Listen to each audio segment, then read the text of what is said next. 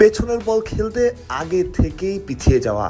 পেছনের বলটাই জাকের আলী অনেক ভালো খেলেন, তাই আগে থেকেই পিছিয়ে যান।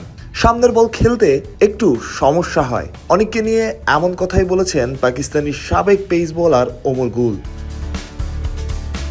সাম্প্রতিক সময়ে বাংলাদেশের অন্যতম সেরা পারফর্মার। তবে সময়ের সাথে ক্রিকেটারদের শক্তি দুর্বলতা প্রতিপক্ষ ধরতে পারে, বুঝতে পারে কোথায় আপনি দুর্বল, কোথায় আপনার শক্তির জায়গা। সেটাই বোধহয় মনে করিয়ে দিয়েছেন এই পাক সাবেক ক্রিকেটার। তাওহিদ হৃদয়ের বেলায় যেটা হয়েছে, মুশফিকুর রহিম আগেই সতর্ক করেছিলেন। শুরুটা দুর্দান্ত, তবে প্রতিপক্ষ তার শক্তির জায়গা বুঝে ফেলার পরই, স্ট্রং জোন ধরে ফেলার পরই হৃদয়ের কঠিন সময় শুরু হয়েছে। হৃদয় এখন স্ট্রাগল করছেন, যেটা চোখের সামনে।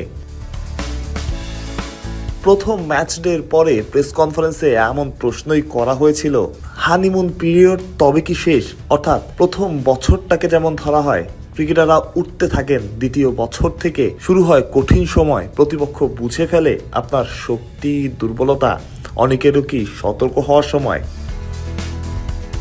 অনেকের পারফরমেন্স নিয়ে কোনো রকম ভাবনা নাই। যেমনটা শুরুতে বলা হচ্ছিল, বাংলাদেশ দলের সেরা পারফর্মারদের একজন। তার পাওয়ার হিটিং অ্যাবিলিটিতে মুগ্ধ হয়েছিলেন জুলিয়ান রসউড পর্যন্ত। আগের দিন যখন তাসের ঘরের মতো ভেঙে পড়েছে বাংলাদেশের ব্যাটিং লাইন আপ, দুর্গ হয়ে দাঁড়িয়েছিলেন জাকের আলী অনেক। তবুও কিছু জায়গায় সময় শেষের আগেই নিজেকে গড়ে তুলতে হয়। ওমর গুলের কথাও তেমনই, যেটা ভেসে বেড়াচ্ছে সোশ্যাল মিডিয়ায়। তবে অনেককে খেলতে হবে তার নিজের খেলাটাই, যেমনই ভাবে খেলে আসছেন। তবে দুর্বলতা কিছু থাকলে সেটাও কাটিয়ে উঠতে হবে, তার ভুলটা ধরিয়ে দিতে হবে। সেটা কাজ কোচিং প্যানেলের। নিজেরও শেখার মানসিকতা থাকতে হবে। অনেকের নিশ্চিত করেই সেটা আছে। অনেকেই তাকে বলেন ফাইটার। অনেকটা পথ পেরিয়ে এত দূর এসেছেন, অনেকটা লড়াই করেছেন। এমনি তো আর সবার ভরসা করুননি, কোচদেরও পছন্দের পাত্র হননি। অনেক জানেন তার কি করতে হবে, কি করা উচিত। মাহরুজ প্রত্যয়, বিডি ক্রিক টাইম।